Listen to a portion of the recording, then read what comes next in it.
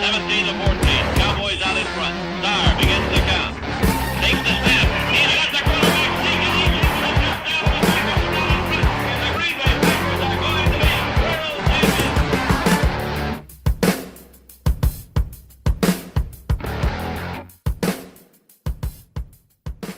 All right, what's up, gang? Welcome into Packers Total Access Live. My name is Clayton. You can check us out on Packernet.com. You can find me on Twitter at Packers_access. If you'd like to email our show, you can send a message to PackersTotalAccess@gmail.com. If you'd like to text the show, you can send a text message to 865-658-5824. We are live on YouTube and Twitter tonight.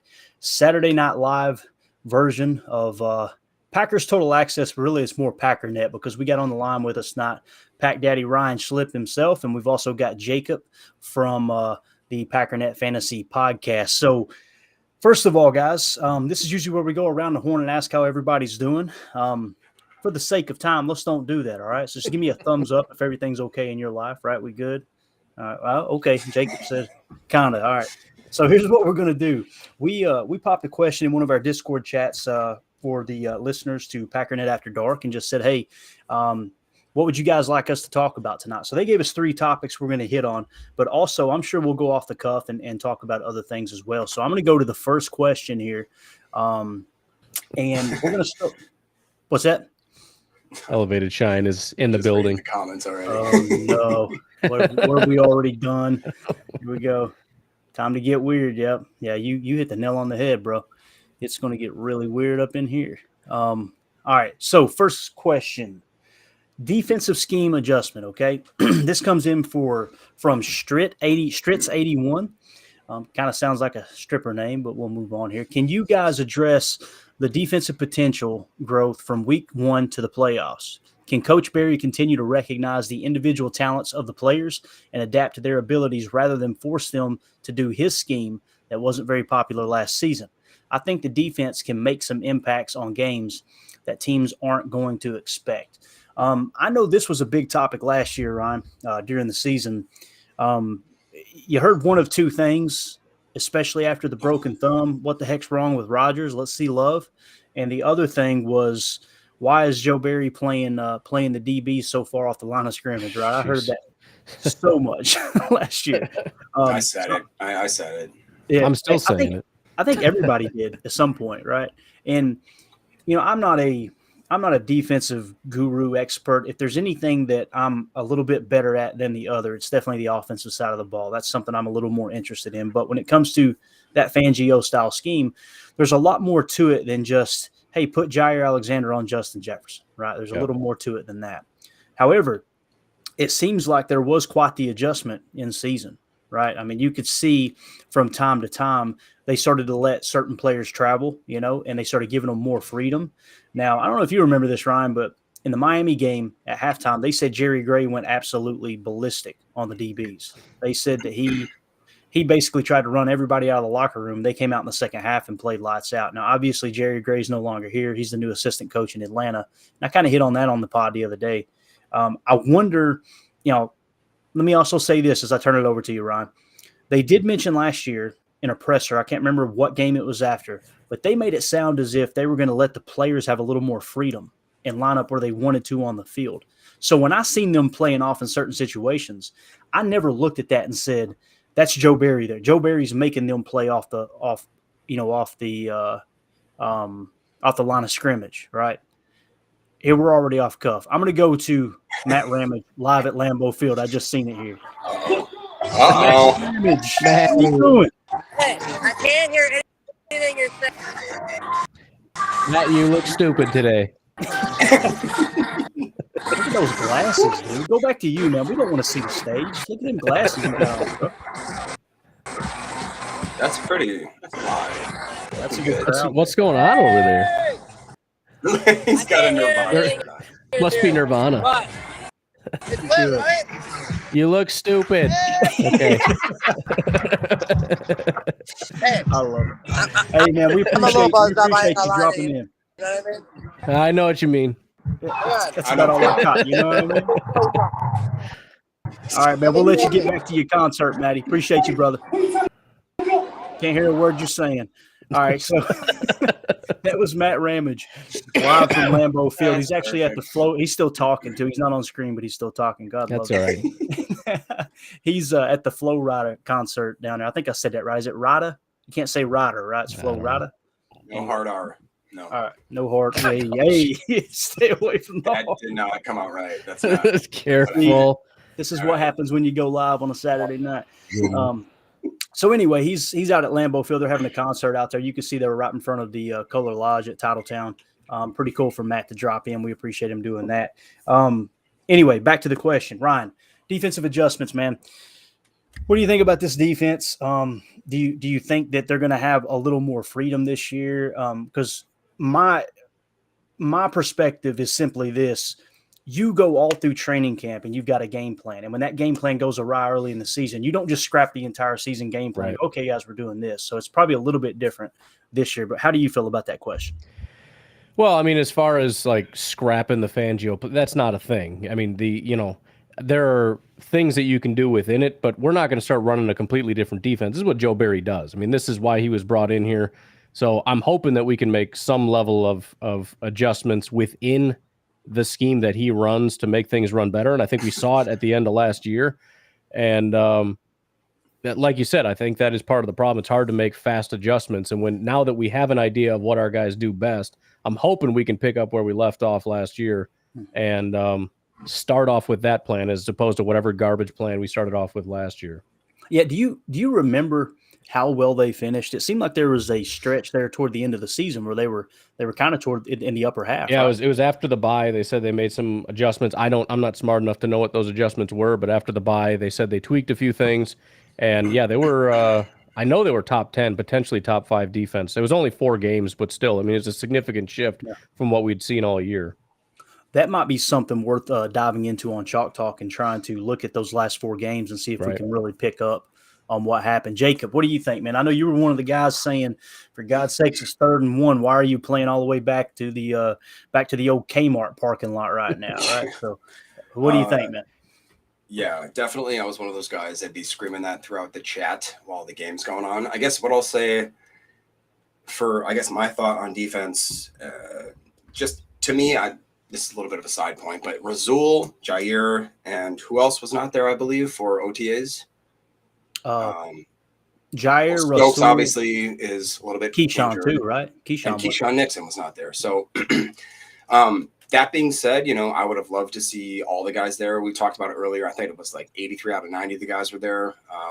Weirdly, Jonathan Garvin again does not go to the OTAs, which is just weird.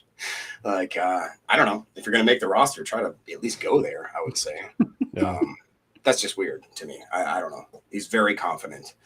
But just in general, I mean, what do we have? 8 number 1 draft picks on defense. So I would expect a lot. I know we say this going into most years, but I'm on the fence of whether or not I like Joe Barry or don't like Joe Barry anymore. I honestly don't. I don't know. I just don't quite know. I like the adjustments, like Ryan said, to the back half of the season last year. And I thought that the guys kind of reacted well. And, I don't, Clayton, I think you've talked about it on certain situations where it's like, it was weird that the players seemed to dictate the defensive scheme at times, which that just to me doesn't scream confidence, but I don't know. Like I said, I'm hopeful, and I really like our edge rotation this year. I really like our linebackers. I'd like to see Quay going into his second year being a little more confident, hopefully a little more disciplined. And then we have our 3, star D-backs, quote unquote. And then I'm really nervous about the safety position, but I don't know, man. I just this time of year is reserved for hopefulness, I think. So that's where I'm at. Yeah, no doubt. Yeah, and the way I seen it, really, when I did Chalk Talk episodes and broke down the defensive plays that really hurt us in the game, right? And Blaine in the chat, check your DMs on Twitter, bro. You got an invite. Now, listen, don't be popping on the webcam and have your top off, all right? I don't know what to expect here. They're going to be sitting there eating He's 20 gummy. Can I ask a question? Holding a tomahawk ribeye with no shirt on. You know what I'm saying? Like, I can't handle that. Go ahead. Sorry, I just noticed I got accepted to a new Discord chat, and now I'm seeing all these random messages that I've never seen before. What is that, and what is happening? I'm trying to be serious, and I'm trying to focusing on what's happening here, and it's not working. I don't know. What I would do is look at the structure of that Discord chat and see if it makes a pyramid. You know what I'm saying? We'll have Jim draw it up on the board for you. But Blaine, you do have an invite. Anyway, the defense. Let's try to keep us staying on the rails here. You know, when I broke down the tape, I seen several situations where it's like, why did Ja not play tighter on that play?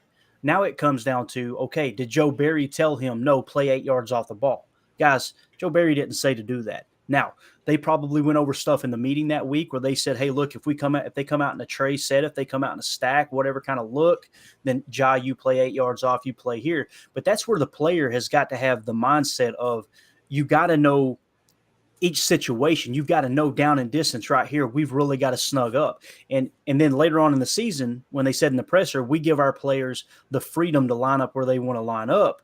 That's why I put it on the players. Now you couple that with Ja, and Ja had a great year. Don't get me wrong. He really rebounded later in the year.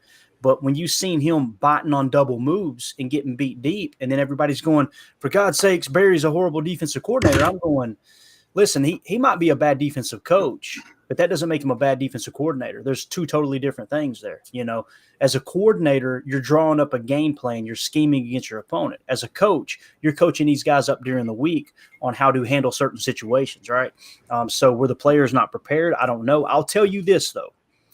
The fact that Jerry Gray ate their lunch at halftime in Miami doesn't tell me he was mad at Joe Barry. It tells me he was mad at the players, right? Now, remove Jerry Gray completely from the equation. He's gone now, right? And then you look at this offseason, Jair isn't at OTAs. Russell Douglas isn't at OTAs. Keyshawn Nixon isn't at OTAs. I'm going, it's hard for me to blame Barry here. Now, are they protesting? I don't know. That'll get around the internet now, and we'll be blamed for starting that rumor. I'm just saying, don't throw that in the aggregate. Are you just possibly you're saying because of the fact that Jerry Gray left? Or I just think in general, if they didn't promote him, maybe, or if there's division between them and Joe Barry, and this is their response is, well, we're just not going to practice. I'm sorry, I put that on the players. That's not the right way to handle it, you know. Right. And that's just kind of how I see that. And that's if you listen to what the comments were last year when they were constantly being pressed. Even Matt LaFleur, he constantly put it on the players. I mean, every time that they threw it at, the media would go at Joe Barry with what's going on. His response was always, well, no scheme is going to work if the players aren't executing it right. And essentially saying the play calls aren't the problem. It's the guys don't know what and we saw that. How many blown coverages did we see all year long? We knew that the guys were confused. I mean, yeah, it's up to the defensive coordinator to some degree to, if they can't handle it, to dumb it down, I guess. But we're going into year 2 of the scheme. He expected these guys to be ready to play and know what to do, and they're going out there with no idea what they're doing. Yep. I guess blame falls a little bit on both, but at some point with this talented defense, it's not just Joe Barry's head that's on the line. If you're going to be called a talented defense, you got to be able to execute at least a basic level of thing that half the league is running. I can't sit here and call you elite football players if you can't do it. So, right. I think if they can, there has to be a marriage between Joe Barry finding out what fits the guys and the guys actually doing the job properly. Yeah. And, when you look at it, the PFF grades line up exactly with what Coach LaFleur said. And then when you start the first half of the season, Darnell Savage playing free safety, hot garbage, right? And then all of a sudden, Rudy Ford plugs in, and Rudy Ford has a couple of elite grades and plays out of his mind. So what's that tell you? Nothing changed within the scheme. Rudy Ford played within the scheme. Rudy Ford, he recognizes keys within the defense. Now, Adrian Amos, again, he struggled, right? What did the PFF grade suggest? That he had a bad year. So now Amos isn't back. It amazes me how so many people, man, they bash PFF, but Amos has a horrible season and everybody's expecting the Packers to bring him back and they don't bring him back. It's like there's something else that lines up. I'm just saying, like they tend to be right or correct way more often than they are incorrect, in my opinion. But John Dorn here in the chat said, I heard LaFleur will be more involved on the defense. I think LaFleur's kind of got his hands full, and I haven't heard that, John. I'm sure it's true, buddy. I'd like to know where you heard it from. But I think LaFleur's kind of got his hands full on offense right now, which it was kind of cool. And I know we're talking defense right now, but Ryan, look forward to hear who was it the other day that said, was it Tom Clements said, I believe it was Tom Clements said, Jordan Love, there is nothing off limits in this offense for Jordan Love. Like, he knows everything, right? Right. Yeah, and that's, just to go with this comment here, it would be really upsetting if Matt LaFleur felt like he needed to be involved in the defense. Then you shouldn't have brought Joe Barry back. Right. Period. Yeah, right. If he can't handle the defense, he shouldn't be here. So I hope you misheard that, John. And if you found it, share it with one of us, because I'd love to find that, because that's kind of unacceptable if that's the situation we're in. Yeah, kind of what I thought was that Matt LaFleur has almost gone out of his way to stress that, Joe Barry is here because he does handle the defense, kind of thing. And that was at least his job assigned to him. Can I throw in one random curveball here, just as we're in the middle of topics? Yeah, absolutely. Have you guys heard, and this is, I'm sure going to tweak Ryan, because I'm a sucker for 7th round draft picks. I think they're just amazing. Granted, bonus this year. Get him out of here. So what I'm going to say, have you guys heard that Samori Toure has apparently put on 5 to 15 pounds of muscle and is looking like a very, very dominant player? From is it Vrabel, the wide receivers coach? Really? So Samori said it. It's actually on tomorrow's podcast. I went through his interview and whatnot. That was one of the things he meant. I think he put on like 10 pounds. Yeah. So I mean, my take on that was, I don't know how much that's going to help him. Is that going to help him or hurt him? I mean, he said that the Packers wanted to do that for durability reasons, which makes sense. But I'm just worried that maybe being a little lighter was kind of working to his advantage. So we'll see how it pans out. But that he has confirmed he put on a bunch of lean weight. I know this, man. I put on 10 pounds since I joined this network, and it ain't lean though, brother. It is not lean. I've got more chins than a Chinese phone book at the moment. We got to get that under control. But here's Tyler in the chat. Says, "Little late, guys, but I'm here. Welcome to the chat there, Tyler." As far as Samori Toure, there was a lot of people talking about him in OTAs. Dontavian Wicks, or he, asked to be called Tay, I guess. I don't even want to get okay. Tay Wicks. I'm excited to see what he does. I was trying to cut up a little bit of tape from him earlier. I'm trying to decide Tucker Kraft or Tay Wicks for the next Chalk Talk segment. But I kind of feel like the receiving core as it sits right now is going to be, and this could shuffle Christian Watson and or Jaden Reed, that 1A, 1B, Romeo Dobbs, which Romeo Dobbs, it sounds like, is getting force-fed the ball at OTAs. Maybe they're trying to see, how much he can take at each wide receiver position. And then outside of those three, it's kind of, up in the air. Somebody said the other day, Ron, that Bo Melton ran a 4.3 40. Is that true? Probably. He's a Packer. Yeah. I read that. He's a Rutgers guy, right? He sure don't look. He don't look 4.3 on the field. But anyway, so now you've got Tay Wicks. I'm trying to remember everybody on the roster here. Grant Dubose, right? Dubose. Yeah.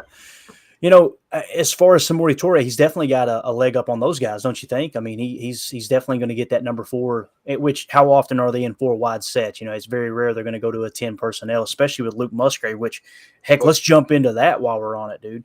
That dude, when you looked at the camp footage, his catch radius is looking amazing, man. I'm getting really excited about Luke Musgrave, Ron.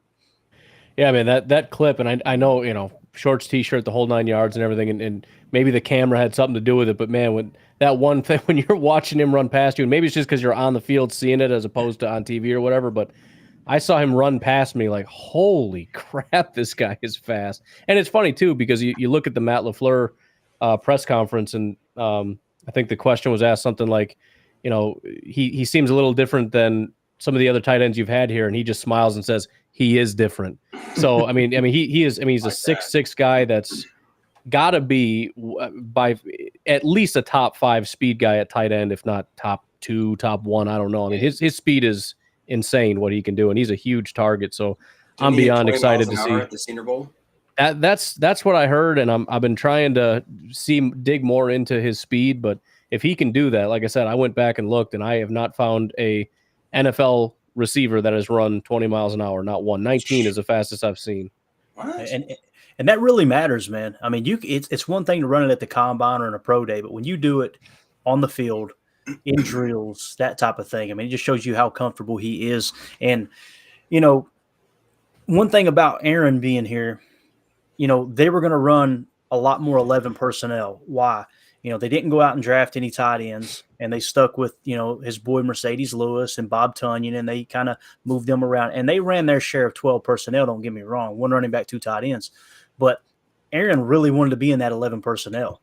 Now that Aaron's gone, I think that's where it's going to shift, is to more of that 12 look. Now, will Tucker Kraft be able to take on, the playbook and learn it, right? I know he's got the world by the tail, as we learned on draft night. But, I think it's going to be a little bit before he grabs every aspect of this offense. But, again, you got Josiah DeGuara. Josiah DeGuara, if Luke Musgrave does come out and flash, right, and he wins that number 1 tight end spot, and he starts to take some of that attention, right, and they come into a 12 personnel look, and DeGuara is the second tight end, you might see DeGuara pop this year. You really might. And I think this is technically the 3rd year, right, because of the injured year. So this is kind of that year that they say, people really come on when it comes to the tight end position.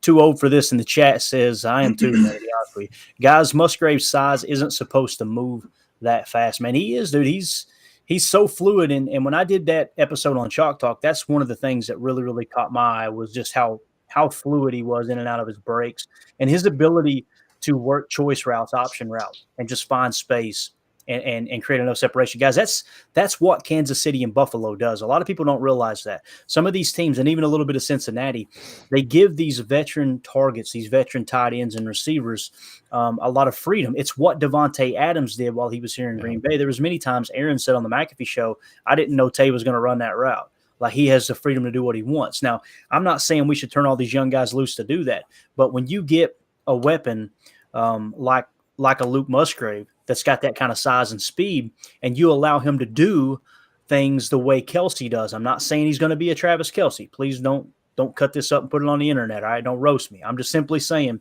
if you watch Kansas City's offense, that's exactly what they do.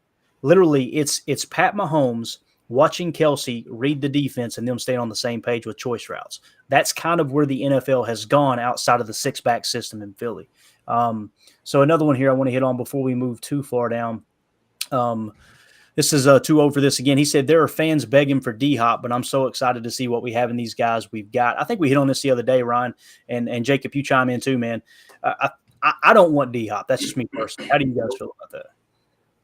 Yeah, no, it doesn't really make sense to me. I went through a litany of reasons, but for the most part, we're moving in a new direction as a team. We got a lot of young guys that need to learn to play. This is about, even if we're not at our best today, fine. Then we need to be at our best next year, and they don't need to have their snaps hindered so that it's, instead of next year, it's in 2 years or 3 years or 4 years, because we keep bringing in crusty old 34-year-old over-the-hill veterans. I'm not interested. If we're not ready, we're not ready. It's trial by fire. So we have a bad year. Next year, we're going to come back stronger. That's the bottom line. I'm not afraid of having a down year if it means that next year we come back stronger. But I'm not going to keep patching up Band-Aids with not very good football players and think that we're going to limp in with this kind of stuff. It's just not going to happen. Yeah, I think those days are gone. You agree, Jacob? No D-Hop, bro? No, unless he wants to come over for some crazy stupid deal. But then even then, like Ryan said, that means that we're completely shifting the whole projection of the offense going forward. And we have, oh God, what do we got? Between our wide receivers, our tight ends, Aaron Jones is not old, guys. And then you got A.J. Dillon. Our specialty players what are they? I want to say that I saw a stat that we have like the league lowest average age for quote unquote specialty players, or whatever you'd call that. So no, I don't want them to come and hinder what they could do as a progression. I mean, you look at what Christian Watson did last year, and that Clayton, I told you that. What was it? I mean, he was a number one wide receiver, and not just number one as far as like out of 30 teams. I'm talking, he was the number one fantasy wide receiver for 3 weeks consistently. If you group it all together, kind of thing, he was top 3 no matter how you do it. Yeah. So I mean, the talent is there with Dobbs. I mean, I really do think that Tay, Wicks, Grant DeBose, and like I said, Smartori, we have a lot of young talent and guys that are hungry, and I don't think that we should tamp down that hunger by just bringing in a guy that is. You bring in D-Hop, and he's guaranteed that he's on the field every single third down. Right. He's guaranteed that he's there for every first. You know what I'm saying? So I don't want that. I want people that have earned their time there. And we can use last year as an example. Christian Watson and Romeo Dobbs and Samori Toure missed out on opportunities because we force-fed Allen Lazard and Randall Cobb, who should not have been on the field, period. They just shouldn't have been out there. They weren't as good as the guys that we had, and even if they had more experience, I don't care. We have a newer, younger group of guys that need the experience. We don't need Allen Lazard and Randall Cobb on the field. Yeah. I mean, it truly was the last dance. They were trying to – Right. I'm telling you, man, that comment that Rodgers made after the Philly game, you guys, we've got to go back and find it. But he was on the McAfee show, and he said, I went down to get x-rayed, right, but when he hurt his ribs. Yeah. And he started to say something, and he cut himself off and said, we'll talk about that later. And I immediately in my mind, and it's funny because McAfee immediately went to, what was there, like a long line and they wouldn't let you get the x-ray, or, because it's in the bowels of Philadelphia Stadium. We know how that organization and that fan base are. They're rabid and they'll do anything to get an advantage. I'm going, no, Pat, that's not what he's saying. Something happened. I think that whether it was Goody in the locker room too, if it was just LaFleur or whoever, I think they went to Rodgers and said, hey, let's sit this out, man. Let's let Jordan finish. And that ticked them off. Like they were trying to go to Jordan right then. I really believe that. Makes sense. So I'm eager to hear that story. It'll come out sooner or later. Oh, yeah. Loose lips sink ships. And as soon as he goes on a couple Tuesdays in a row, that's going to come out. I'm telling you, it's going to come out. Yeah. But Garrett in the chat, thanks for tuning in, Garrett. Appreciate you, man. He says you can't have too many elite tight ends. That's a fact. And that's another thing about having Luke Musgrave is, you can flex him out in a wide receiver position too. He can play the slot. You can go Y flex with him. And now you're forcing them into a bare minimum of a nickel defense, and you've got a guy running 20 mile an hour. Good luck covering that as a linebacker, right? There's just a lot of things you can do when you tap into the tight end market. We talked about it this offseason, man. I was like, we have got it was the final four teams in the playoffs all had solid tight end play, every one of them. Solid tight end play and solid center play. And it's like, we've got to get center fixed and we got to get some tight ends in here. And we kind of nailed it. We were talking about, hey, double dip in the second and third round at tight end. It didn't make sense with that first pick as much as I love Michael Mayer. The fact that the talent wasn't too far below Mayer after that I think Goody nailed it. I really do. Let's see here. Elevated Shine said, I've seen a clip of Laporta. He runs so smooth. I hate the lines. I think I'm definitely in the minority on this group right here. I like the way the Lions handled the draft personally. And I know I would get roasted for it. That's why I've kept my mouth shut. But I personally like the running back pick. And I'm kind of just laying back going, I hope it doesn't work out for the Lions. Don't get me wrong. But I wouldn't be surprised if they come out and they have really good running back play this year. But yeah, the Lions, I think they're going in the right direction. But like you pointed out in your pod, Ryan, they did make some questionable moves. Like you said, you disagreed with the running back draft pick there, and you made good points. You already kind of had them in house, and you could say, okay, they did go cheaper to get it. But hearing Greg Cosell talk about that running back, and I can't remember his name. I keep wanting to say Jahmyr Gibbs. Who is it? Gibbs. Jahmyr Gibbs. Yeah. He was high. I mean, he had him right below. The top running back in the draft. Like it was like Bijan Robinson. He was like, don't sleep on this kid. And I was thinking, in my mind, I immediately went, if we can get him in the second round, I'd be okay with that because A.J. Dillon might not be back next year. I didn't expect him to go in the first round, though, for sure. So anyway, don't hate the Lions. They drafted a running back and a linebacker in the first. Silly Lions. There you go. Right on. I'm telling you, I'm the only person that feels like that was a good pick. And they traded back much like we did for Reed, wide receiver there in the second round. It's like they were not worried about anybody drafting him at that spot, so they kind of went back and got him. But did you just see that comment there by John? He said Gibbs never had a 1,000-yard season in college. Is that true? Because if that's true, then that would be a little bit suspect, right? If the guy can't make it through a season, Depends if you had a split backfield or something. I don't know the particulars of that. I don't have my notes. John, can you throw that in the comments if you know that by chance? Yeah, I don't have my notes readily handy. I'm gonna try to pull them up. But the thing that stood out to me, there was no other running back in this draft that I heard Greg Cosell rave over the way he did that running back. And the one thing that he did say was you could line him up in the X receiver position, like he's that good of a receiver, and that really caught me off guard because I had never heard him talk about running backs quite like that. I don't want to waste too much time talking about the Lions, but when we get on the next topic, I'll try. I will say the Sam Laporta, I know what clip he's talking about. I saw the same thing and thought the exact same thing. I saw him run that route and I was like, oh man, that was smooth. And I always liked that guy. He was I think he might have been my favorite tight end in the draft. That was my favorite. And as soon as I saw that clip of him running in Detroit, it was like, that's exactly what I saw in college. Dang it. I hope he's not a really good tight end. His yak is unreal. He just seems to smooth. He's kind of like Aaron Jones, where for whatever reason, like you see him go into a gap and you're like, he'll never make it out of that, and then he just does, and you're like, why does that happen? How does that happen? Yeah, James Jackson here in the chat says Love and DeGuara have a connection, so he'll probably have the best season of his career so far. I'll tell you another connection he has is with A.J. Dillon, and I don't know if you guys caught on to it, but I felt like Rodgers got irritated with A.J. Dillon several times last year. And it's almost like he didn't trust AJ in pass protection, this and that. You can tell AJ Dillon, DeGuara, and Jordan Love are attached at the hip. So I think there's definitely going to be some chemistry there. That's cool. I like that. Let's see here. In the chat, John Dorn says, think Ford will start at safety. I hope he does. I'm telling you right now, if he doesn't, I'm going to paint a sign together with some cardboard on a stick, and I'm going to be marching out behind Lambeau Field by myself.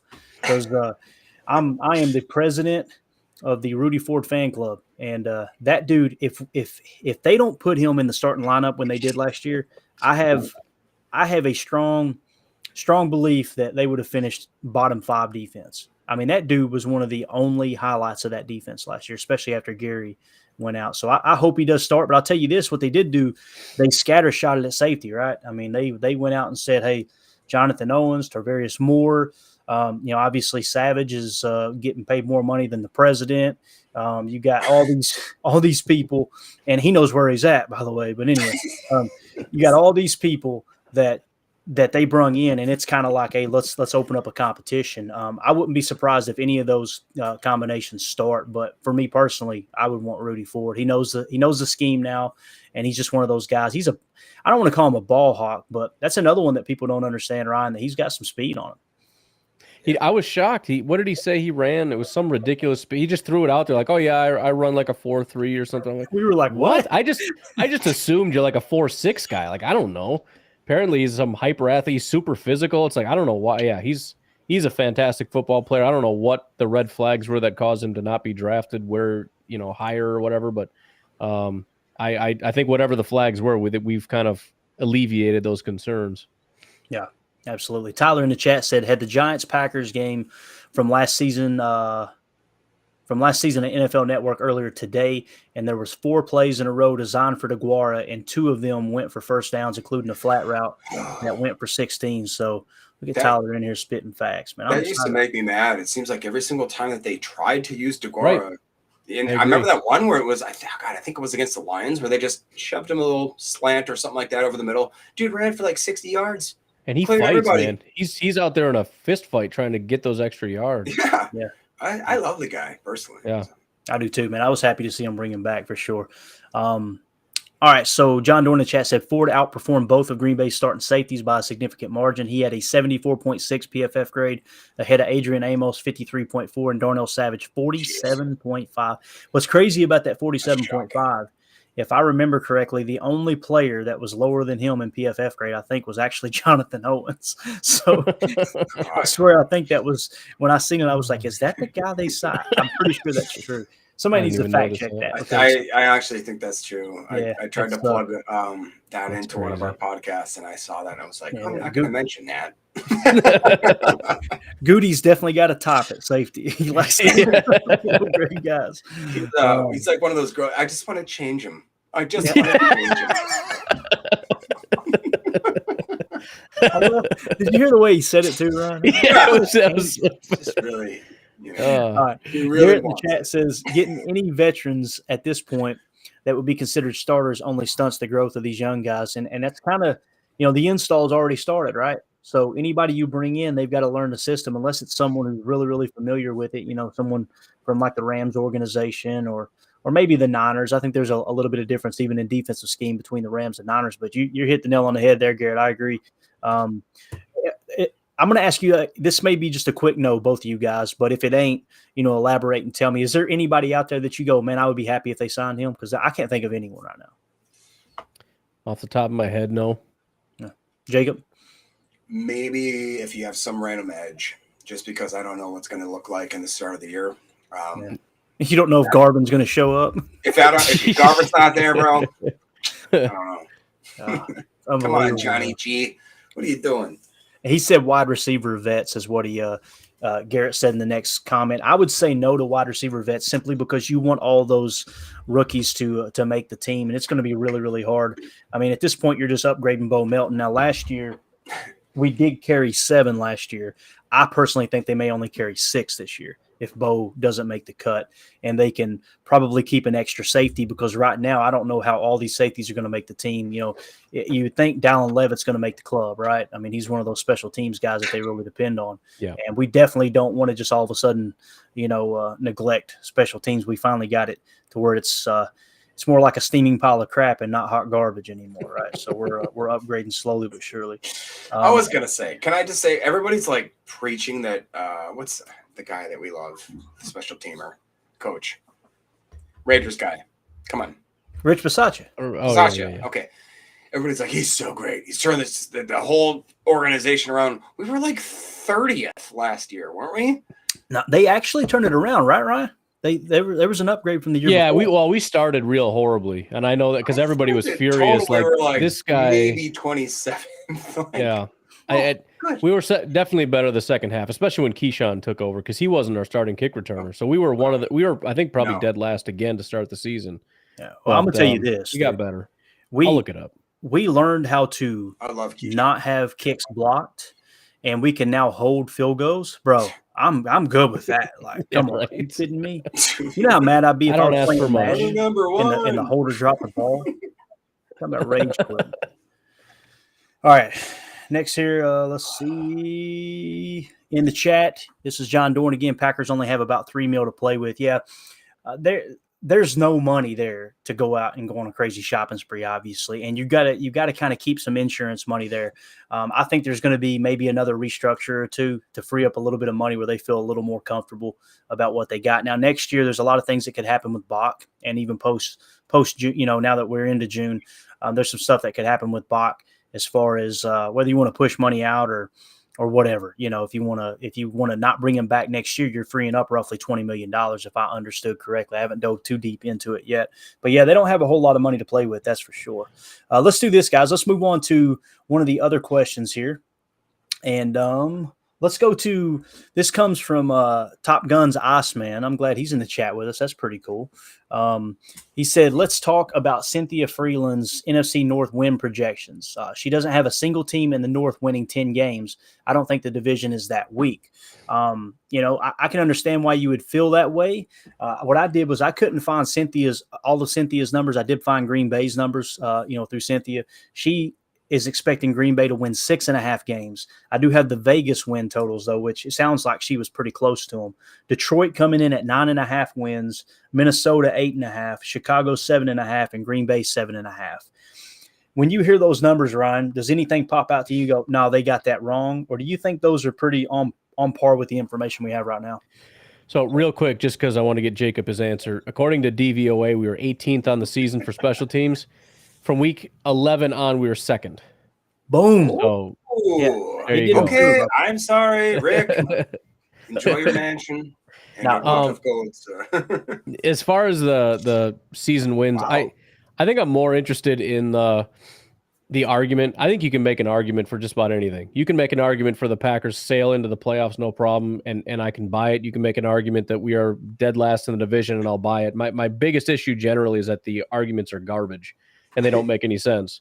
So I'd be curious how she came to that conclusion. I saw that it was a video. I was hoping I could just read what she said, but I'd have to go back and watch it. But I tried to, yeah. Yeah, but it wasn't as crap. No, I don't know. I haven't heard too many thoughtful reasons behind. Like I said, I think the draft dudes or whatever, I listened to them. They did a great job. They actually went back and watched tape, and they knew the whole roster. They actually knew guys' names, which is impressive for national guys.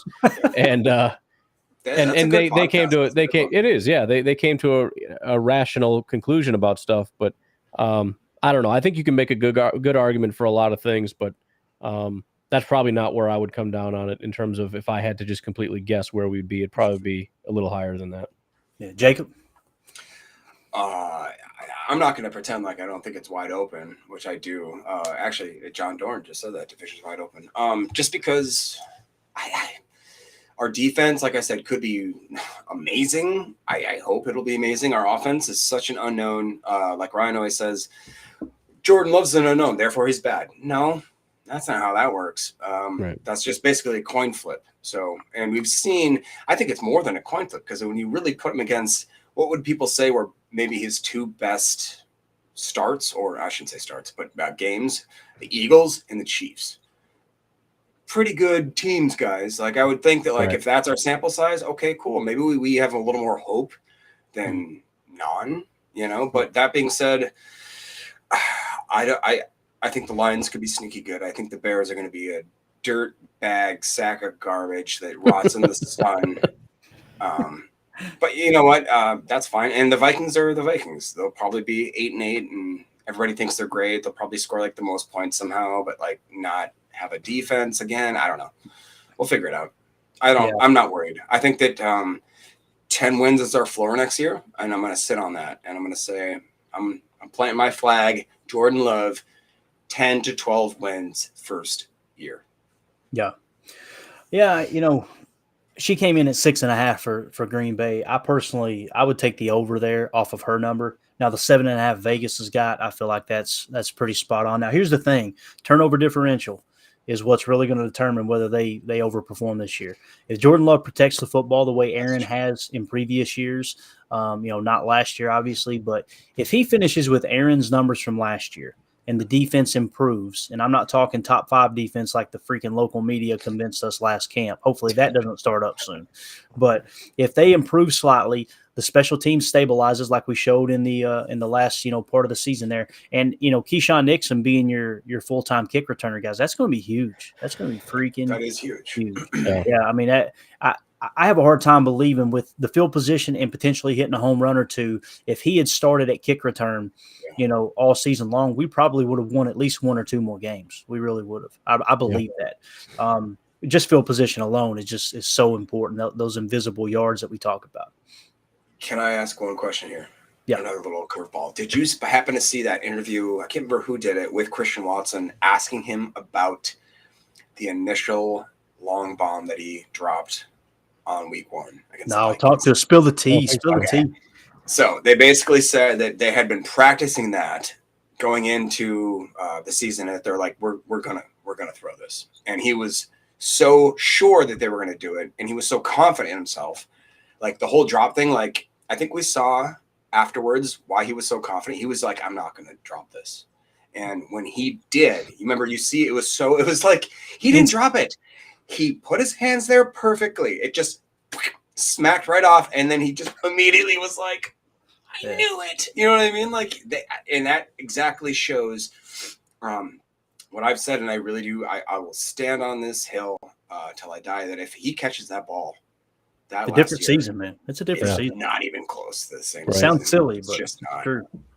Yep, I agree. Because imagine Christian Watson's confidence week 1 going forward, and Aaron Rodgers' confidence in him. And we saw what that looked like in a 3 or 4 week span when he did trust him, and when Christian had that confidence.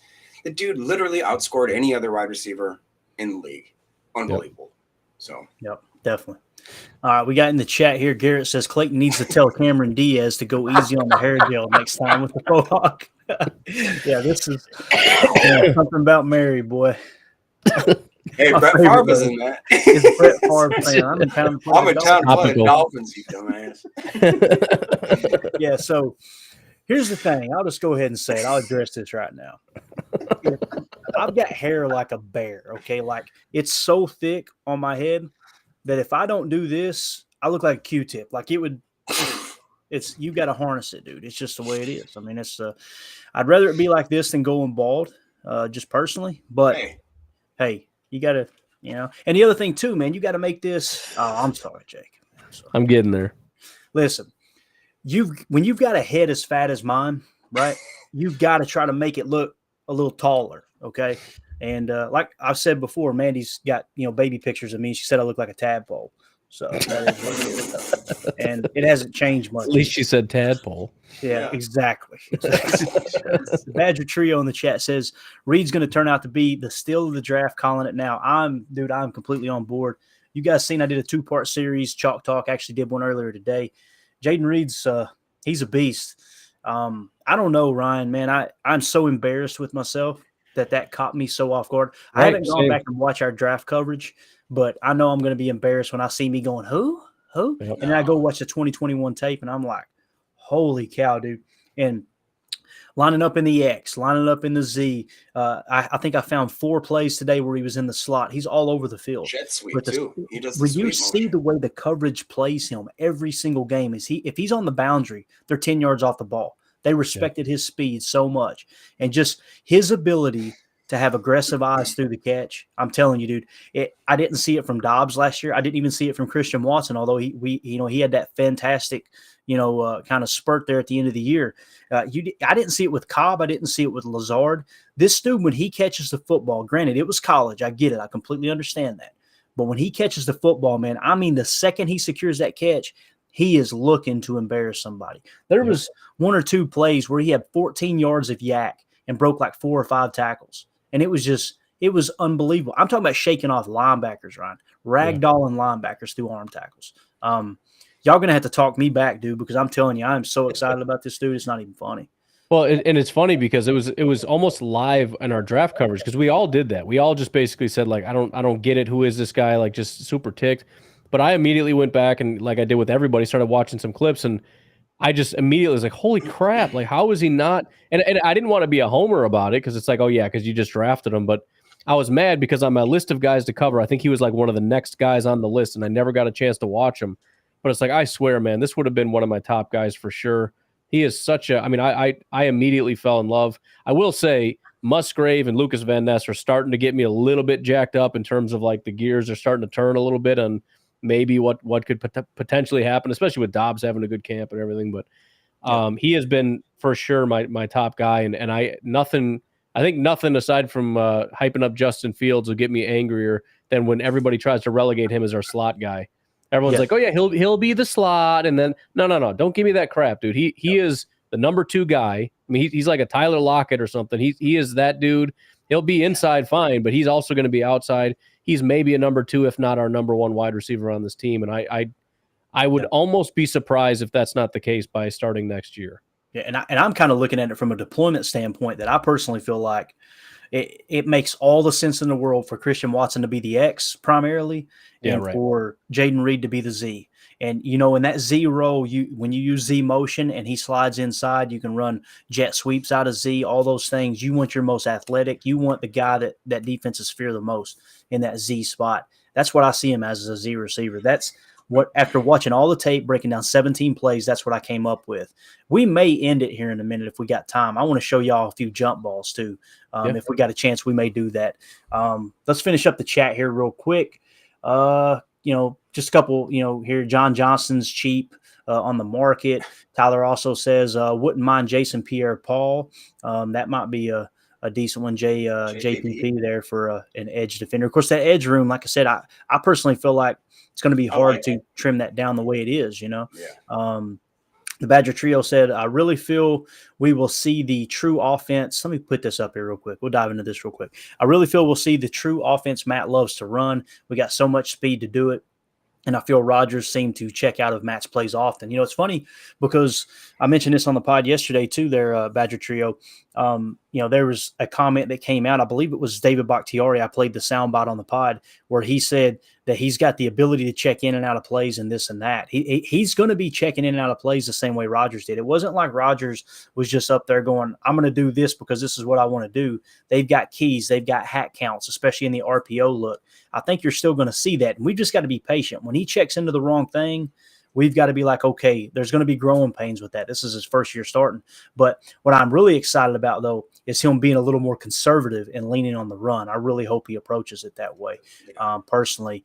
Ryan, anything you want to say there, man, as far as, like Badger Trio was saying he feels like Matt will run the offense he wants to run because he definitely has more speed this year. Tight end, wide receiver, all the way across the board, right?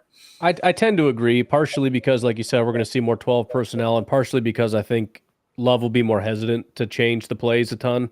I think he'll be more likely to kind of go with what's called before he feels more comfortable saying, okay, I see this in the defense. Let's make this adjustment. That would be my thought, especially early on. Yeah, absolutely. Jacob? So what I can do right now is, if I'm coming at this from a fantasy football aspect, which is, what I do here, you got to draft Jaden Reed. You got to draft Christian Watson, because these guys are falling so just a random thing. They don't give them a lot of respect whatsoever. Luke Musgrave, you can get him in like the 7th round. I mean, you can get a lot of these guys, Jaden Reed, Luke Musgrave, even guys like Dontavian Wicks, like when it's in the absolute dead of your dead, if you do a best ball draft, grab him. Why not grab him? Because he's one injury away from being the number 1 receiver in Green Bay, and same with Luke Musgrave, same with Aaron Jones and A.J. Dillon. There's no reason to think that these guys couldn't possibly come out to be, I don't want to say the best rushing, league, but it would make sense, wouldn't it? Randomly, if we have a new quarterback, we have an unsure system, and we want to lean on what's heavy. What do we have that's heavy here? We have A.J. Dillon and Aaron Jones. We know that if we give these guys the ball, they're going to get at least enough yards to probably get us a first down almost every single play, especially Aaron Jones. He's just such a freak, right? So when you look at that and you look at what it's when these guys are getting projected drafting in fantasy football per se, it's really not even close. Like the whole Green Bay Packers team is a bargain buy right now for fantasy football. Grab your main starters first, the guys that are the go-tos, but then pepper in Green Bay Packers on your back half of your roster for anything you have, because these guys could blow up in an insane amount, and you have no idea. Romeo Doubs could be the number 1 receiver this year. You don't know that. Yeah. If you get him in your 14th round of your best ball league, that's amazing. That's amazing. Yeah. So absolutely. All right. In the chat here, John Dorn says the division is wide open. We kind of hit on that. I wouldn't be surprised if either any of these 4 teams come away with the division. Like, even if the Bears won the division, it wouldn't surprise me. It really wouldn't. They were hot garbage last year. I get it. Nothing surprises me in the NFL anymore. It really doesn't. Mike in the chat says 2 numbers to look for next season, 35 and 20. And he said the reason being is he said the first number is 35 touchdown passes and the second is 20 interceptions. He's new to going to be Favre, but he won't be Rodgers either. High variance, many touchdowns and many interceptions. I think those are if you told me he throws 35 touchdowns and 20 interceptions, I'd be okay with that. I think 35 is a little on the high side, but I think the interceptions are too. I think more like 30-12, 30-14-ish. If he's in that range, then I wouldn't be surprised if we win 10 games. I really, really wouldn't. Andy Monday in the chat says, any interest in Chris Wormley, the defensive lineman formerly of Pittsburgh? When it comes to D-line, man, I know this is a lazy answer. I just want Devontae Wyatt out there every freaking snap, dude. I want to see what he can do on this defensive front. I'm going to try to rattle through. Go ahead. I'm sorry, and the young guys. We got some, if I wasn't mistaken, who's the big guy? Carl Brooks, I believe. And who was the Wooden? Is that his name? Wooden. Yeah, yep. Colby Wooden. He was taking number 1 snaps from what I heard from Andy Herman's podcast. So just it's good to see. I mean. Yep. Yeah, absolutely. Let's see here. John Dorn in the chat says number 2 wide receivers wide open, should get interesting. Elevated shine. My hair is thinning. It like it froze up after I wash it. Yeah, so keep making fun of my gel in the chat, you freak. Over. Tyler says, let's hope but not put expectations of Reed being number 2 or number 1 right away. And I think that's a fair comment, Tyler. I mean, it takes some time, and they're definitely hesitant on those young players, You want to try to work them into the scheme as much as you can. Rob in the chat says, I assume that Watson going to be our number 1 this year and Dobbs will be the number 2. What are y'all's thoughts? I think that's a very, very, very fair prediction there. And you've seen it in OTAs. It kind of feels like Dobbs is going to be that number 2 guy off the bat. Do you agree, Ryan, or do you hope they push Jaden Reed? For now, yes, that's 1 and 2. We'll see kind of how that evolves as time goes on. Yeah, absolutely. All right. Tyler in the chat says, because if he doesn't reach that, people will kill the kid. I don't know, man. I didn't feel like, well, I almost said I didn't feel like they killed Tay, but they did kill Tay. You're exactly right. They destroyed Tay over drops. So I can understand that angle for sure. It's Packers King on the second account. 10 will have 35 touchdowns and 20 is what Mike said there again. That's so. Mike Hebring. We know Mike. Yeah. Mike's OG. Mike's OG. Yeah. And then Goat Mike says, I got everything Packers, including the shoe. Like Prison Mike? Is that Prison Mike? You got Prison Mike and Goat Mike? I think I'll push you up against the wall, biatch. Sorry. I love it. All right. I'm going to share the screen here, boys. I'm going to try to find it for you real quick. You got to see it. What's that? Did you say something? No. Okay. All right. I'm going to try to find us something here. I want you to see a couple of plays real quick. And this is Jaden Reed for those of you listening on the pod. I want to comb out a couple of them that were just absolutely phenomenal. Let me see if I can hunt them down here. Gosh, I know I had it outlined earlier. There was a couple plays just in traffic where he annihilated the defense. Let me see. This is good podcasting here, right here. Say something smart, Jacob, while I find this play, man. Say something. I enjoy pickles. There you go. Man. That's all I Attaboy. got. That's all I had there.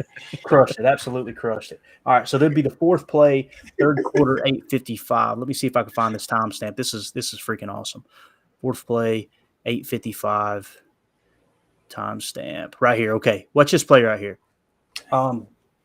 Okay, so you've got a this is it. All right, third quarter, 8:55 left. It's an 11 pistol, Y right, slot motion left, play action screen, Z smoke. So he's going to be playing Z up here up top, and I want you to watch him on this smoke, okay? What they're basically going to do is set up a screen. He's going – now look how far off this guy's playing, right?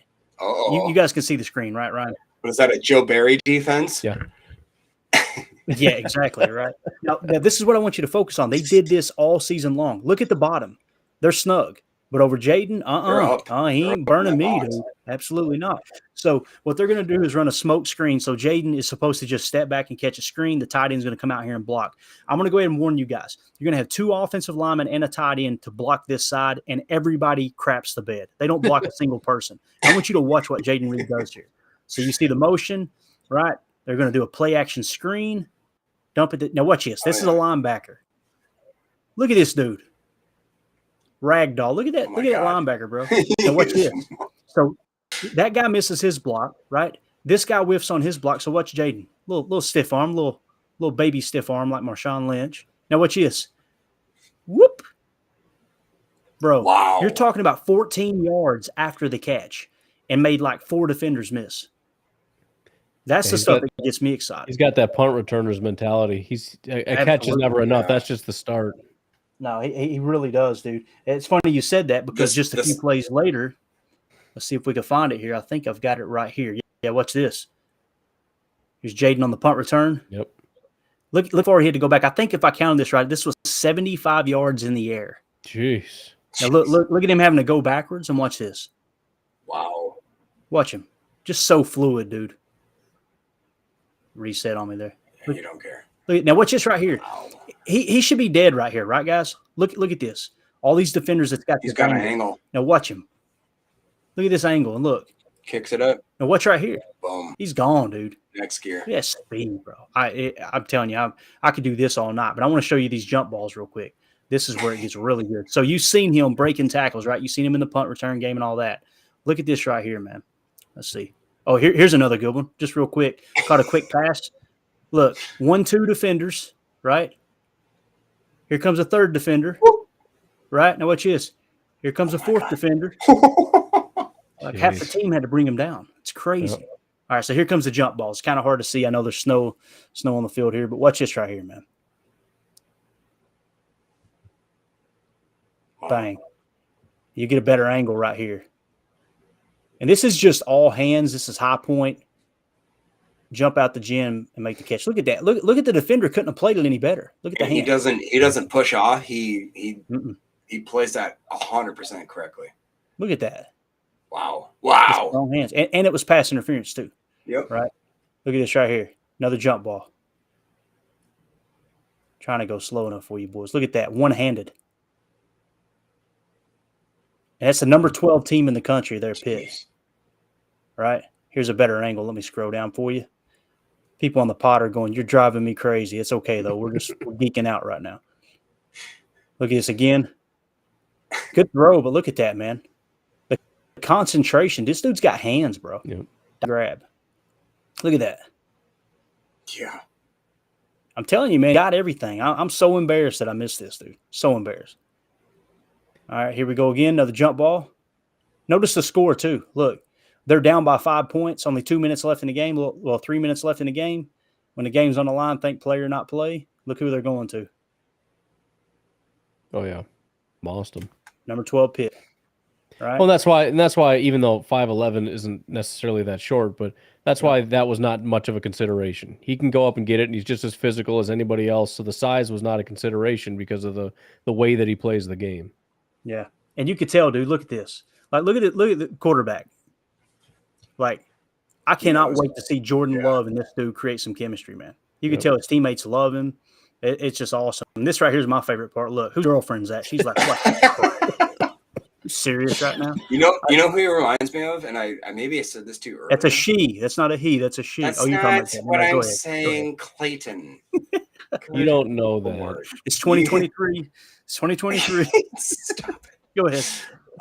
He's Steve Smith, bro. He's so physically like. Remember how Steve Smith just like he's so small, but he had just this level of base on him where like nobody could bring him down, and like you cannot arm tackle that guy. And it seems like that's the same thing. He will pinball off of you if you try to arm tackle him. Yeah. Absolutely. I asked Justin to make me a Packers Total Access graphic for this right here, just to have her looking Right miserable.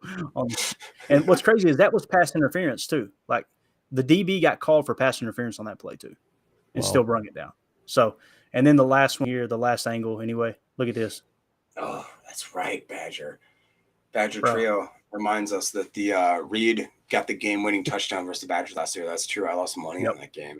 Somebody was talking about that the other day. Anyway, we geeked out a little bit. I had to do it, man.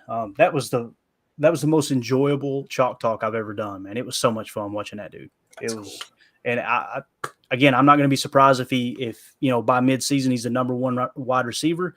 But again, we got to kind of bring him on, as we can. Let's do this. The last thing that we had, the last question we had, as far as what we were supposed to be on script covering, was actually pertaining to the rivalry, right? So as Ryan eats his cheeseburger over there, let's look at this real quick. So, all right, this was Rob in the chat. He said, yes, can we reconsider the rivalry with the Bears? I live in Minnesota where Vikings fans think they're our rival. Maybe they are now because honestly, holding on to a rivalry like the Bears is like holding a grudge against something we're not going to say. Maybe it's time for a worthier, more competent opponent. So let me ask you guys this as we wrap up. It's kind of a casual question, but it is what it is. Who is the biggest rival for the Green Bay Packers? I think the two teams that come to mind initially for me, and if it's different for you guys, it's totally cool, is Minnesota and Chicago. Ryan, which one's a bigger rival?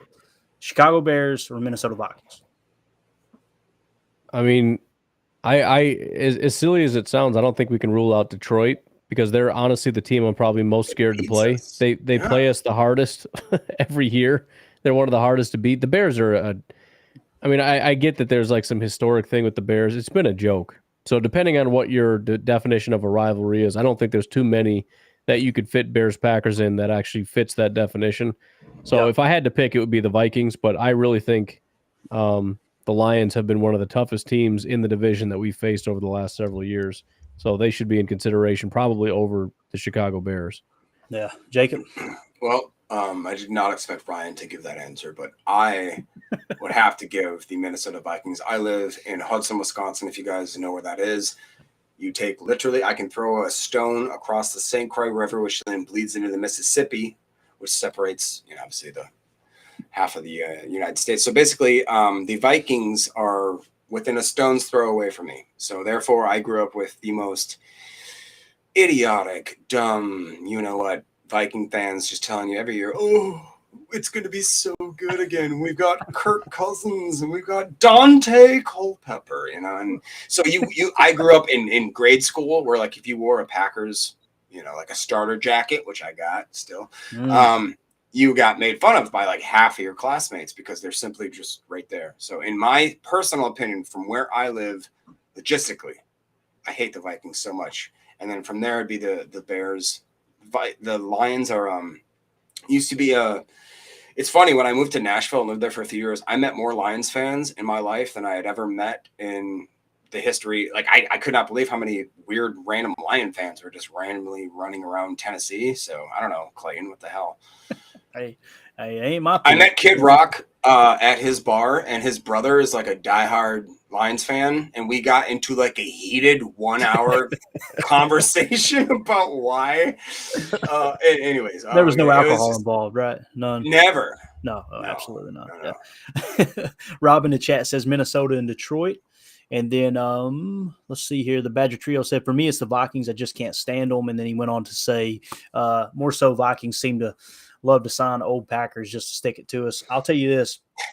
I've been to Bears games. I've been to Packers Vikings games. The Bears fans that I've interacted with at the ball game have been very respectful, and they respect the history. That's just been my experience. It may Vikings not be fans are dogs, bro. Dude, they are Vikings not fans, nice people. I've watched them kick the leg out of a child before. I've seen that. I've never met a group of people that are so braggadocious and haven't won a freaking thing. Like, it cracks me up. I'm like, and when we went to it was Packers Vikings Monday Night Football. It was Aaron Rodgers' very first start, right, at Lambeau Field, and we had these Vikings fans sitting next to us. It was a young couple. And he had like the authentic, $250 Jared Allen jersey on, right? And we're just, whatever. So by the end of the game, he's chanting "Go Pack Go" with us, right? And he actually took his Jared Allen jersey off. He was drunk as a skunk, obviously. He threw his Jared Allen jersey onto the field.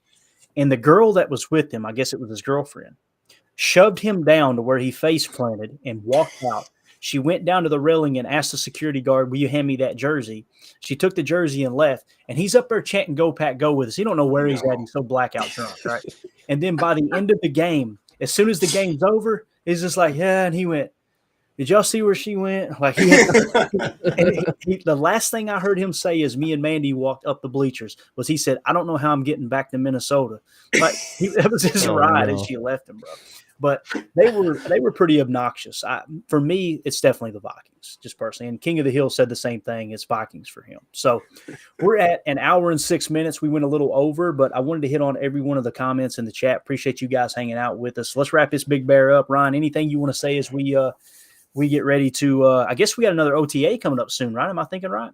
Yeah, we got one more week, so we should get one more day of coverage. Then it's going to be sadness for a little bit of a while, but I think, as I mentioned on tomorrow's podcast a little bit, as much as it's nice to kind of get a taste, and I wish I could be grateful for it, it's just making me want more of a taste. So I can't wait until we come back and get some pads on and see these guys get at it, because I'm dying to see what they can do on the field.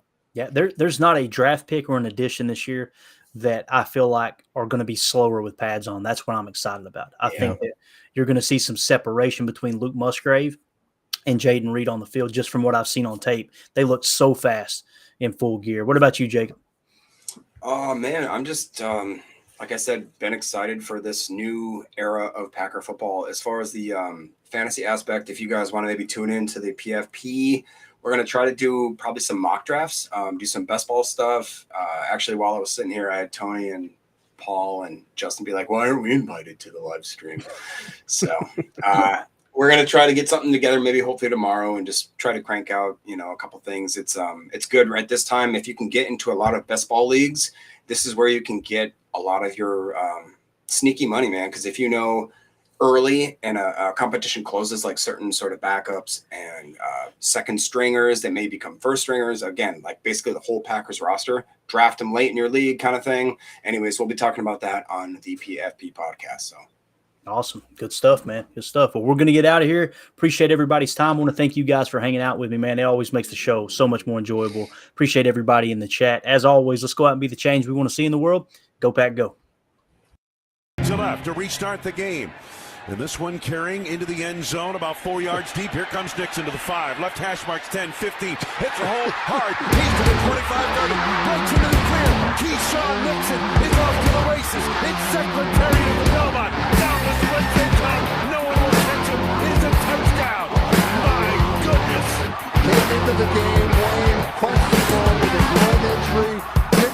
practice all week, and he just took it right up the gut through the heart of the Minnesota Viking coverage unit.